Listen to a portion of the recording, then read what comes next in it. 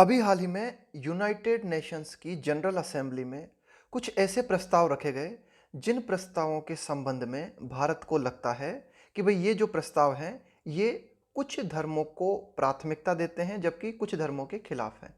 यानी कि भारत को लगता है कि ये जो यूएन है, कि भाई जो यूनाइटेड नेशंस है, ये कुछ धर्मों को लेकर सिलेक्टिव हो रहा है, कुछ धर्मों को लेकर चयनात्मक हो रहा है।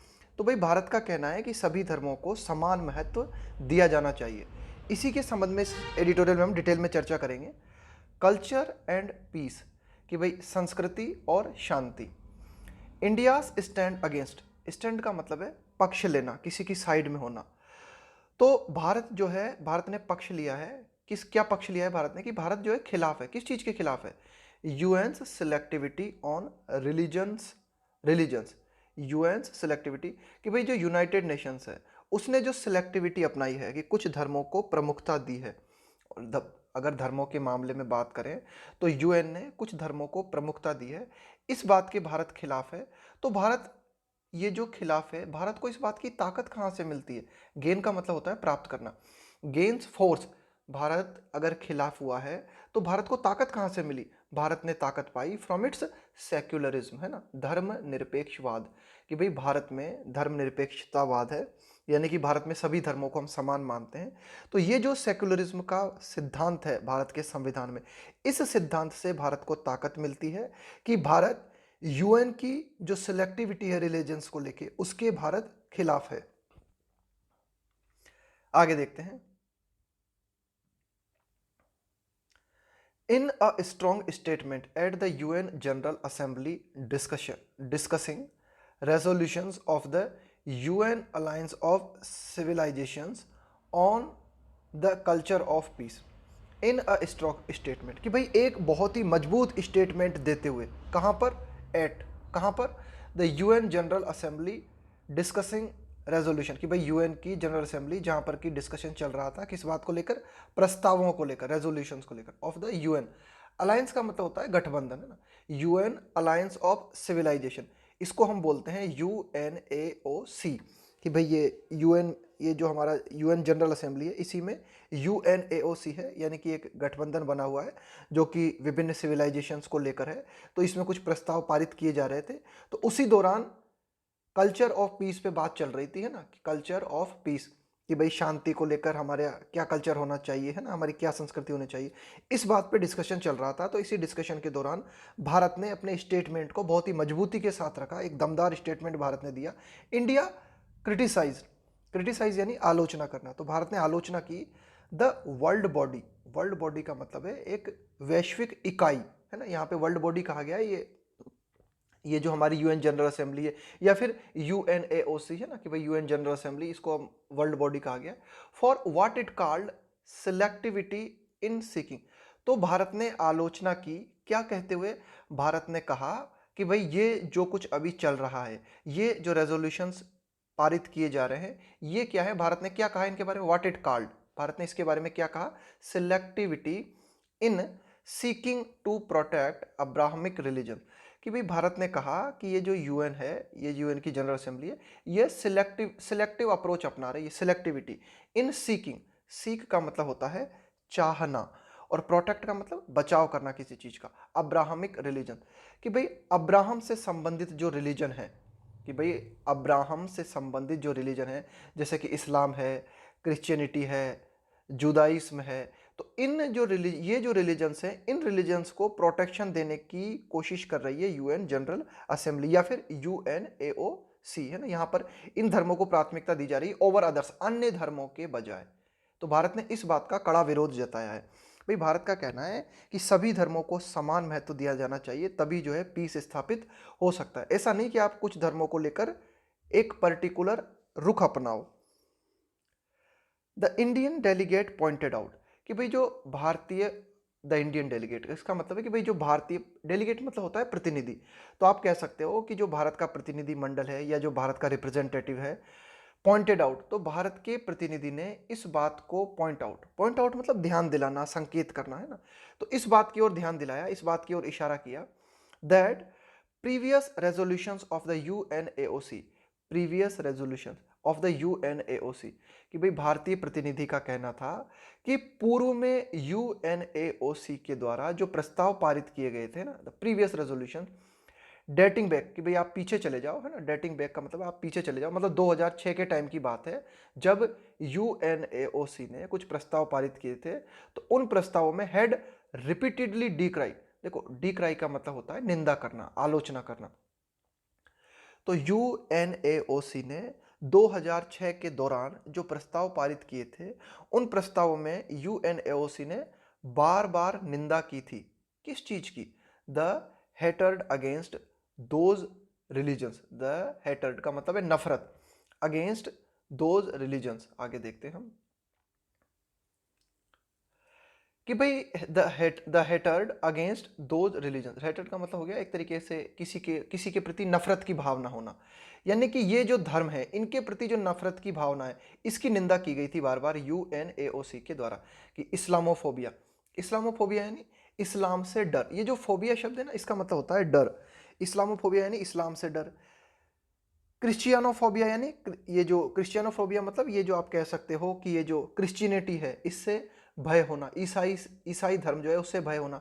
एंड एंटीसेमिटिज्म, एंटीसेमिटिज्म का मतलब हुआ यहूदी विरोधीवाद, है ना, कि भाई जो यहूदी धर्म है उसके विरोध में होना, यहूदी धर्मों का विरोध करना। तो इन बातों को लेकर बहुत निंदा की थी 2006 के दौरान। यूएनएओसी ने बार बार कहा था against the hatred against those religion, कि भाई ये जो धर्म है, कि भाई ये इस्लाम है, क्रिश्चियनिटी है, इसके अलावा यहूदी धर्म है, इनके खिलाफ जो नफरत है, उस मतलब जो नफरत करते हैं लोग इन धर्मों से ना, तो उसकी आलोचना की थी कि भाई यूएन का कहना था ऐसा नहीं करना चाहिए। बट लेकिन ठीक है, उसने इस बात की तो निंदा की कि जो लोग इस्लाम का विरोध, इस्लाम के प्रति गलत फीलिंग रखते हैं, इस्लाम को नफरत की दृष्टि से देखते हैं, क्रिश्चियनिटी के प्रति नफरत की भावना रखते हैं, या फिर यहूदियों का विरोध करते हैं, तो इस बात की निंदा की थी यूएनएओसी ने। लेकिन बट डिडंट कंडेम, कंडेम का मतलब ही होता है निंदा करना, ये जो शब्द है ना कंडेम, इसका मतलब भी होता है निंदा करना।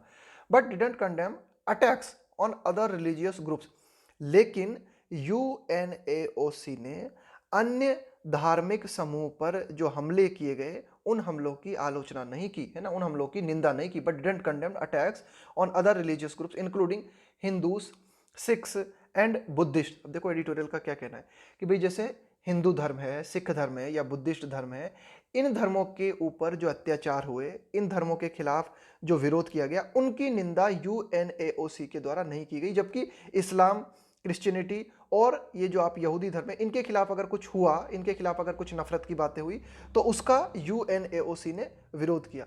अब देखो इन धर्मों के लिए कहा जा रहा है, हिंदू धर्म के लिए, सिख धर्म के लिए और ये जो है बौद्ध धर्म है, इनके लिए कहा जा रहा है हु हैव सफर्ड, कि भाई ये लोग कौन से लोग, हिंदू, सिख और बुद्धिस्ट लोग जो हैं, who have suffered terror strike, कि इन लोगों को आतंकी हमले झेलने पड़े हैं।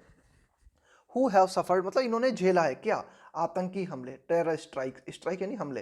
एंड सीन, और इन लोगों ने देखा है, किन लोगों ने, हिंदू, सिख और बुद्धिस्ट लोगों ने, सीन ये देख चुके हैं, देयर श्राइन, श्राइन का मतलब होता है पवित्र स्थल, destroyed in Afghanistan and Pakistan. और इन लोगों ने, खास करके हिंदू, सिख और बुद्धिस्ट लोगों ने क्या देखा है, इन्होंने देखा है कि इनके जो पवित्र स्थल हैं उनको डिस्ट्रॉय किया गया, डिस्ट्रॉय यानी नाश कर देना, कि अफगानिस्तान और पाकिस्तान में ये जो हिंदू, सिख और बुद्धिस्ट लोग हैं, इनके पवित्र स्थलों को मिटा दिया गया, उनके पवित्र स्थलों को डिस्ट्रॉय किया गया।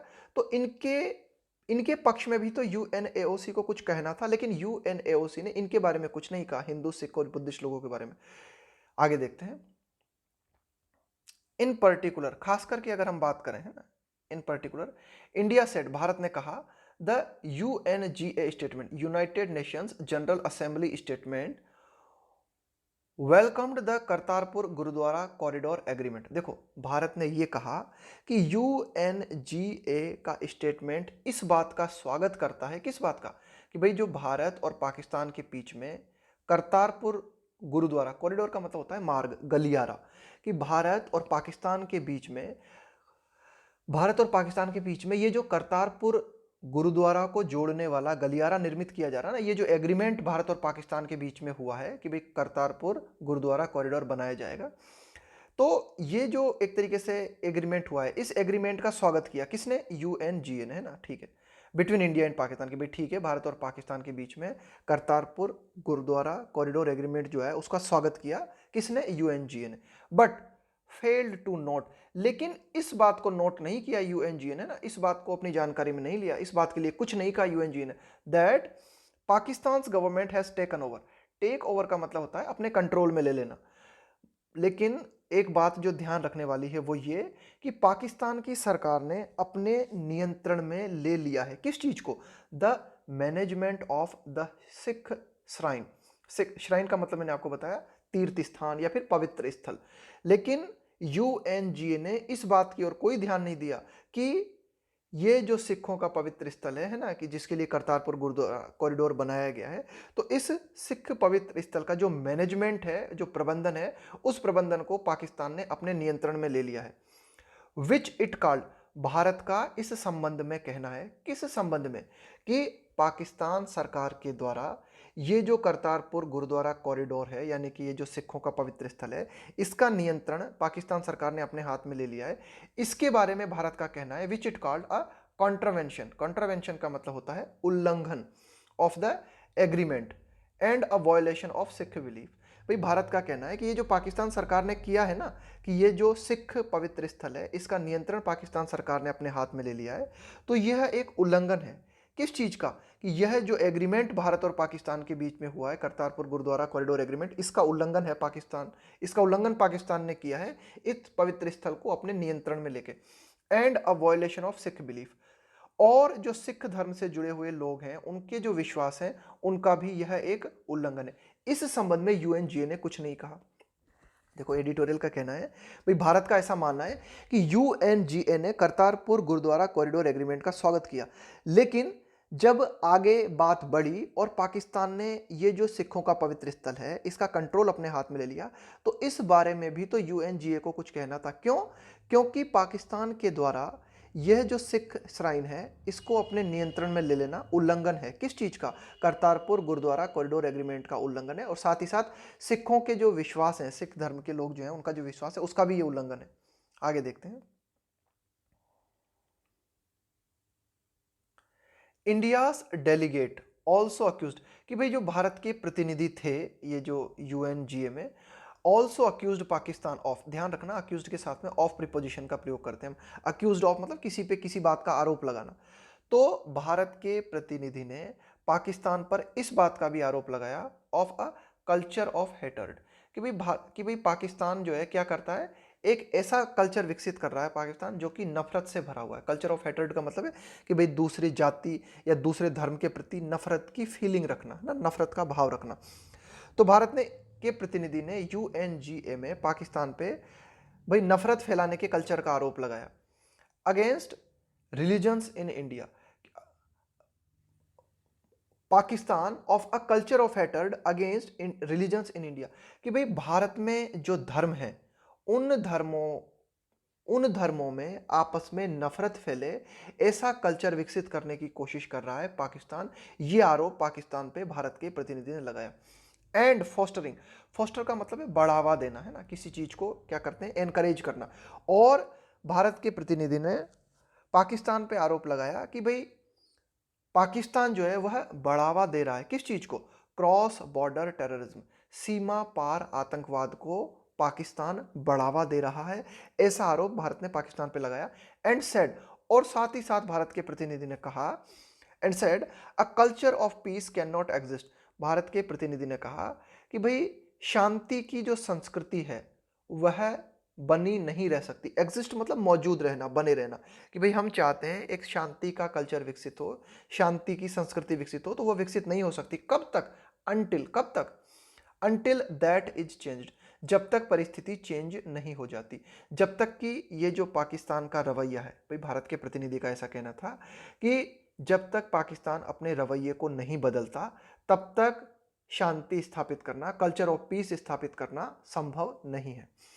अबव ऑल, इन सबसे भी जो महत्वपूर्ण बात है ना, ठीक है ये सारी बातें, अबव ऑल इन सबसे भी जो इंपॉर्टेंट बात है वो ये, द इंडियन स्टेटमेंट सेड, कि भाई भारत के द्वारा जो स्टेटमेंट दिया गया यूनाइटेड नेशंस की जनरल असेंबली में, उस स्टेटमेंट में कहा गया the UN selectivity under the aegis of the UNAOC, कि कि भाई यूनाइटेड नेशन ने धर्मों को लेकर ये जो सिलेक्टिविटी, ये जो चयनात्मकता अपनाई है, किसके तहत? Under edges. एजिस का मतलब है प्रोटेक्शन, संरक्षण ऑफ द यूएनएओसी, कि यूएन के अधीन ये जो यूएनएओसी है, इसके माध्यम से ये जो संरक्षण अपनाया है कुछ धर्मों को लेकर, है ना, ये जो सिलेक्टिविटी अपनाई गई है। अब देखो यूएनएओसी के बारे में हमें बताया गया है कॉमा लगा के, एन ऑर्गेनाइजेशन, कि भाई यूएनएओसी जो है एक संगठन है, एक ऑर्गेनाइजेशन है, that was set up in 2005, जिसकी स्थापना 2005 में की गई थी। क्यों की गई थी इसकी स्थापना 2005 में? टू प्रिवेंट, रोकने के लिए, पोलराइजेशन। पोलराइजेशन का मतलब होता है ध्रुवीकरण।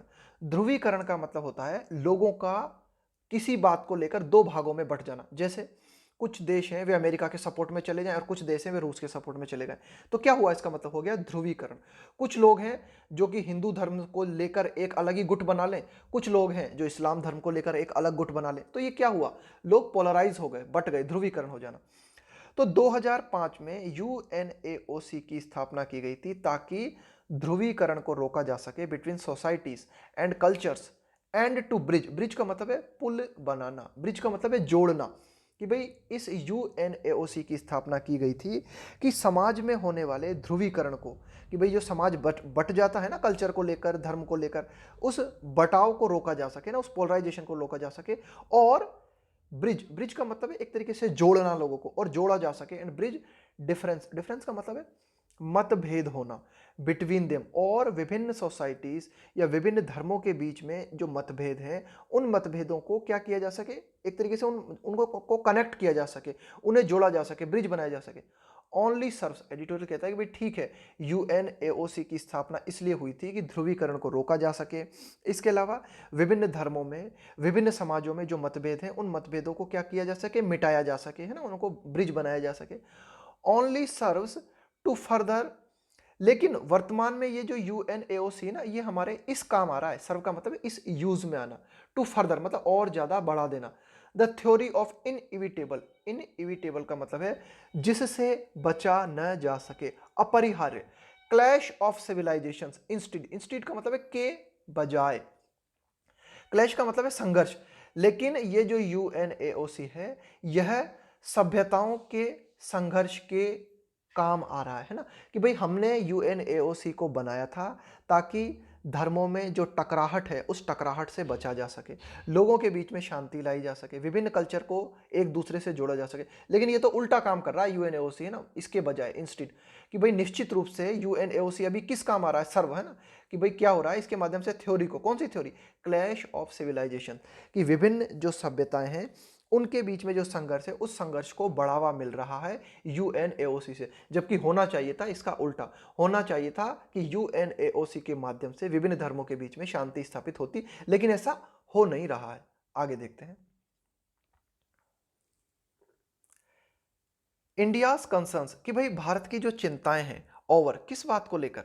द यूएन रेजोल्यूशंस, कि भाई यूनाइटेड नेशंस में ये जो प्रस्ताव रखे गए हैं, इन प्रस्तावों के संबंध में भारत की जो चिंताएं हैं ना, दैट पोर्ट्रे, कि भाई ये जो प्रस्ताव रखे गए हैं ना यूनाइटेड नेशंस में, दैट पोर्ट्रे, जो कि चित्रित करते हैं, पोर्ट्रे मतलब दिखाते हैं, चित्रित करते हैं, only 3 religions as victims of religious settled, कि भाई यूएन रेजोल्यूशंस, यूएन प्रस्तावों में, यूएन प्रस्ताव क्या दिखाते हैं? वे दिखाते हैं कि सिर्फ 3 धर्म हैं जो कि शिकार हुए हैं। विक्टिम मतलब पीड़ित, शिकार, ये भाई 3 धर्म है जो कि पीड़ित है, ऑफ रिलीजियस सेटल्ड, यानी कि इन 3 धर्मों के खिलाफ धार्मिक रूप से नफरत की भावना देखने को मिली है, आर कंप्लीटली वैलिड। तो भारत की जो चिंताएं हैं ये बिल्कुल ठीक है। भाई भारत का कहना है, आप ऐसा कैसे कह सकते हो? भारत का यूएन के जो रेजोल्यूशंस हैं उनके बारे में कहना है कि भाई आपने तो 3 धर्म उठा लिए, यहूदी धर्म, क्रिश्चियन धर्म और इस्लाम धर्म, और इन 3 धर्मों के बारे में आप कह रहे हो कि भाई इन 3 धर्मों के खिलाफ जो है काफ़ी, इन 3 धर्मों को नफरत झेलनी पड़ी है, ये 3 धर्म नफरत का शिकार हुए। तो भारत की इस बात को लेकर चिंता है कि भाई ये सिर्फ ये 3 धर्म नफरत का शिकार नहीं हुए, हिंदू धर्म है, बुद्धिस्ट है, इसके अलावा और भी जो अन्य धर्म है विश्व में, उनको भी नफरत झेलनी पड़ी है। तो आप इन सब बातों को ध्यान में रखो। तो ये जो भारत की चिंताएं हैं बिल्कुल वैलिड है, बिल्कुल वैध है।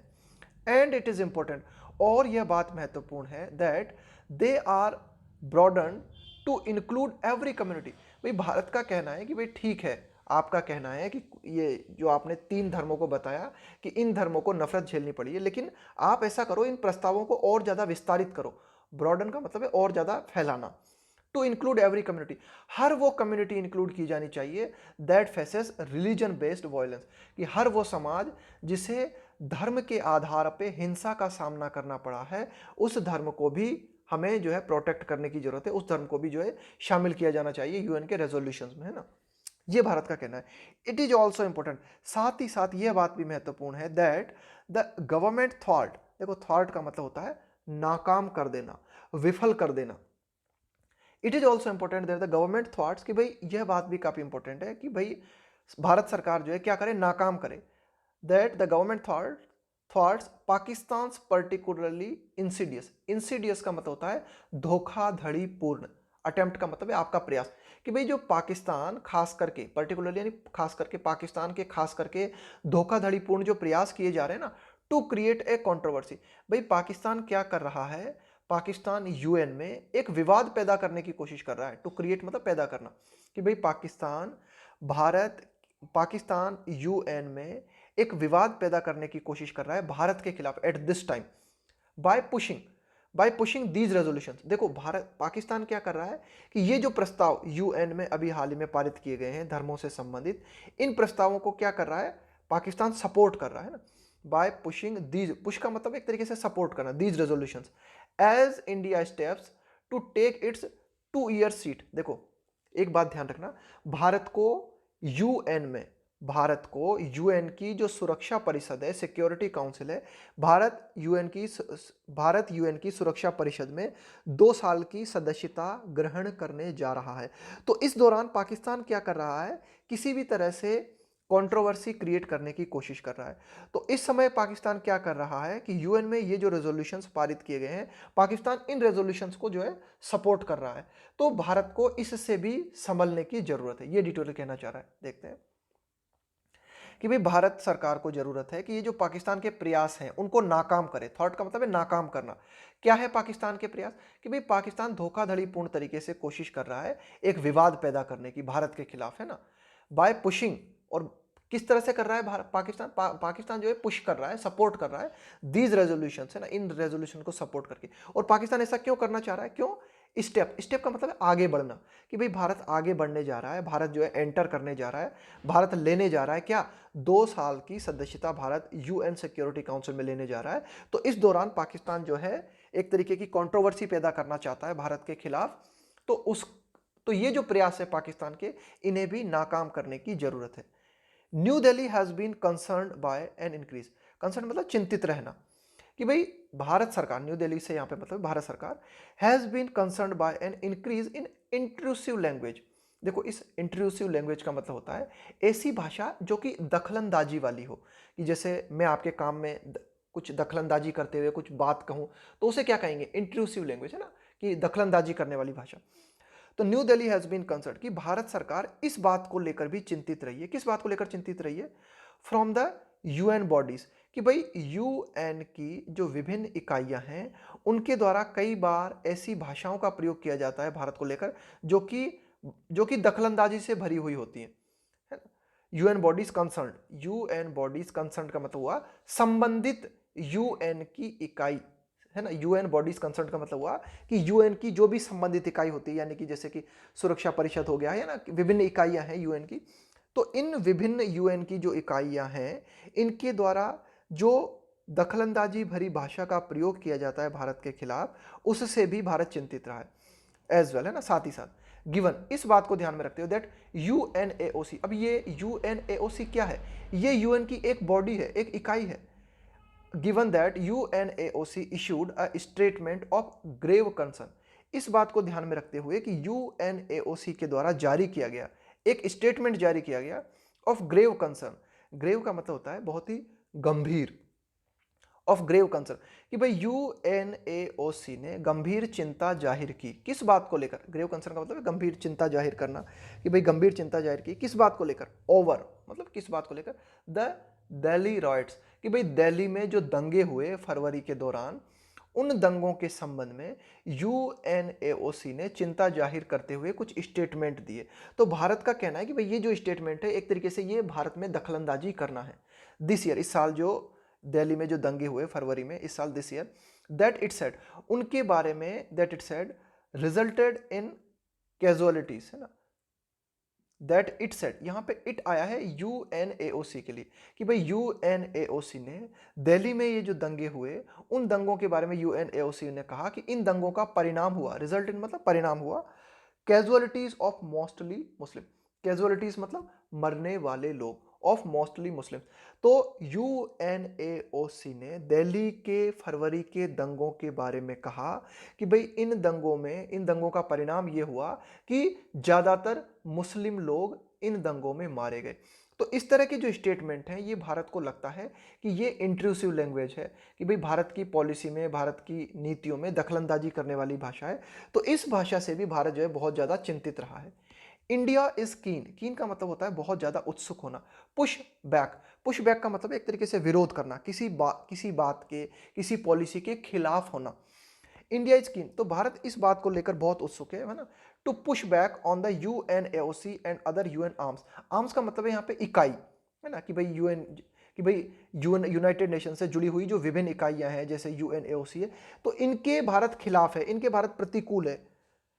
जैसे यूएन की और कौन कौन सी इकाई है, जैसे कि ह्यूमन राइट्स काउंसिल, है ना, कि ये जो मानव अधिकार से जुड़ी हुई जो परिषद है, दैट हैव क्रिटिसाइज। अब इन्होंने क्या किया है, जैसे कि यूएन ह्यूमन राइट्स काउंसिल की अगर हम बात करें, इन्होंने क्रिटिसाइज किया है, इन्होंने आलोचना की है द सिटीजनशिप अमेंडमेंट एक्ट, कि भाई भारत का नागरिकता से संबंधित जो कानून भारत ने पास किया था ना, अमेंडमेंट का मतलब होता है संशोधन, कि भाई नागरिकता संशोधन विधेयक जो भारत ने पारित किया था, तो उसको भी लेकर ये जो यूएन ह्यूमन राइट्स काउंसिल है उसने विरोध किया था भारत के सिटीजनशिप अमेंडमेंट एक्ट का। तो भारत जो है इस तरह का जो विरोध किया जाता है उनके खिलाफ, उनके प्रतिकूल है भारत, है ना, ये इस बात को लेकर भारत बहुत उत्सुक है कि इनके प्रतिकूल है। As it seeks to do all of this, ठीक है, भारत ये सब कुछ करना चाहता है, सीक्स का मतलब है चाहना, to do all of this, ठीक है, भारत ये सब कुछ करना चाहता है। हालांकि the government must be careful, Bharat सरकार को इस बात के प्रति बहुत ही सतर्क रहने की जरूरत है, भारत सरकार को इस बात के प्रति बहुत ही सावधान रहने की जरूरत है। अबाउट, किस बारे में सावधान रहने की जरूरत है भारत को, एंश्योरिंग दैट, इस बात को सुनिश्चित करते हुए, इस बात को सुनिश्चित करना चाहिए भारत को, दैट इन एक्सपोजिंग, एक्सपोजिंग का मतलब है किसी किसी की हकीकत को सामने लाना, है ना, खुलासा करना, that in exposing the UN selectivity, कि भाई ठीक है, भारत यूनाइटेड नेशंस की सिलेक्टिविटी को सबके सामने लाने की कोशिश कर रहा है। सिलेक्टिविटी मतलब कुछ धर्मों को चुन लेना, कि भारत यूएन की सिलेक्टिविटी को जो है सबके सामने लाना चाहता है, लेकिन भारत को साथ ही साथ बिल्कुल अलर्ट रहने की जरूरत है, भारत को सजग रहने की जरूरत है कि कहीं ऐसा ना हो, इट डजंट ओपन, कि भारत न खोल दे अ फ्लैंक, फ्लैंक का मतलब है पहलू, पक्ष, side, for a counter charge against India, कि भाई ऐसा ना हो जाए कि भाई भारत के खिलाफ ही जो है कोई आरोप लग जाए, ना, it doesn't open a flank for a counter charge against India, कि भाई ऐसा ना हो कि यूएन भारत के खिलाफ ही कुछ कहने लगे, यूएन की जो विभिन्न इकाइयां हैं वे कुछ मुद्दों को उठा दे, जैसे नागरिकता संशोधन विधेयक है, इनके संबंध में भी तो कह सकते हैं ना यूएन की बॉडी कि भाई भारत तो खुद जो है चयनात्मक मुद्दे अपना रहा है, भारत ने तो खुद ने कुछ नागरिकता कानून बनाए हैं, उन नागरिकता कानूनों में कुछ लोगों को जो है रियायत दी गई है और कुछ लोगों के लिए जो है सख्त प्रावधान रखे गए हैं। तो ऐसा ना हो कि भाई ठीक है, भारत यूएन को एक्सपोज कर रहा है,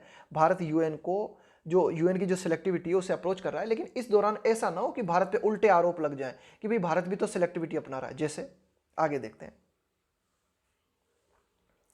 the citizenship amendment act for example, देखो उदाहरण के तौर पे हम बात करें कि भारत पे उल्टे आरोप कैसे लग सकते हैं, चार्ज का आरोप, चार्ज का मतलब है आरोप, कि भाई जो नागरिकता संशोधन कानून है ना, उदाहरण के लिए हैज बिन क्रिटिसाइज, इसकी आलोचना की गई है, हैज बिन क्रिटिसाइज, कि भाई जो भारत का नागरिकता संशोधन कानून है इसकी आलोचना की गई, किस, क्यों आलोचना की गई इस बात की, for offering fast track citizenship, प्रदान करने के लिए, कि भाई जो नागरिकता संशोधन कानून है फॉर, है ना, फास्ट ट्रैक, फास्ट ट्रैक का मतलब है जितनी जल्दी हो सके, है ना, फास्ट ट्रैक का मतलब बहुत ही जल्दी, citizenship to only a select group of religion, कि भाई ऐसा कहा गया है कि भारत का जो नागरिकता संशोधन कानून है यह कुछ चुनिंदा धर्म के लोगों को बड़ी जल्दी नागरिकता प्रदान करता है, लीविंग आउट मुस्लिम्स लोगों को छोड़ते हुए।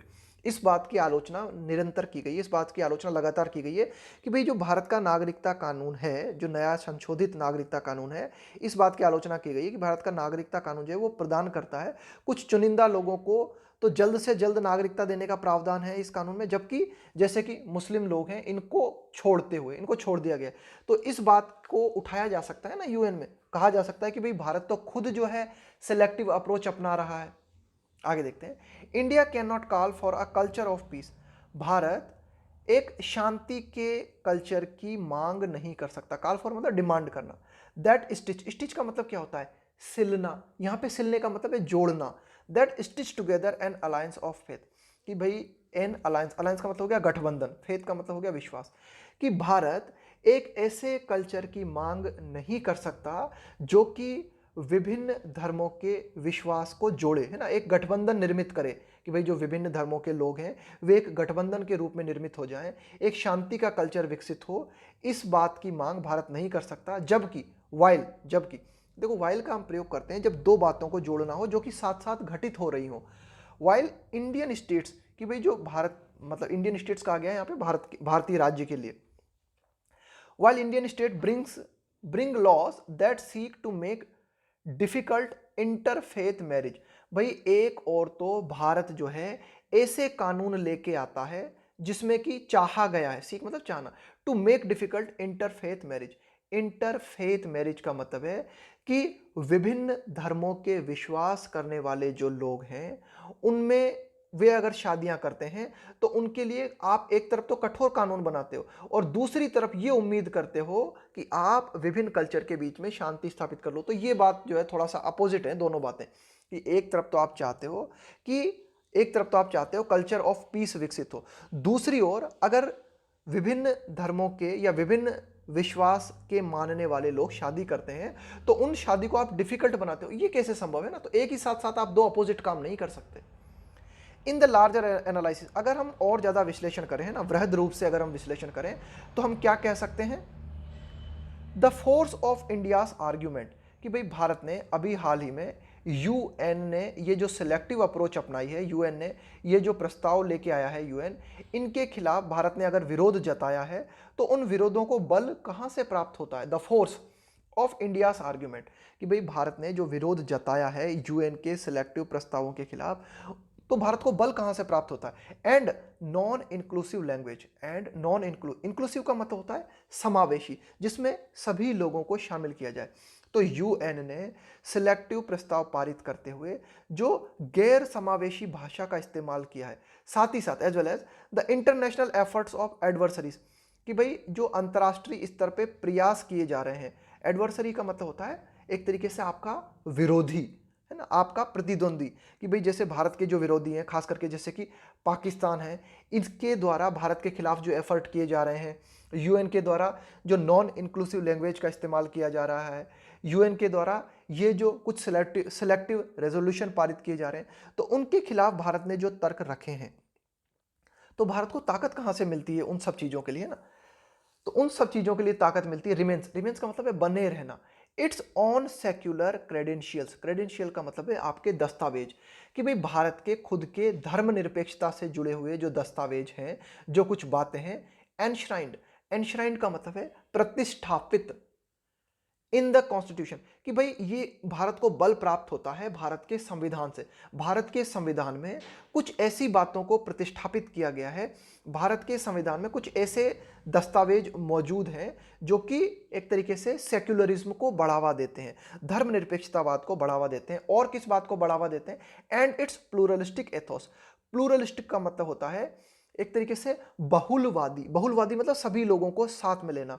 इथोस का मतलब है लोकाचार, कि भाई भारतीय संविधान जिसमें कि बहुलतावादी अप्रोच को अपनाया गया है, सभी लोगों को साथ में लिया गया है।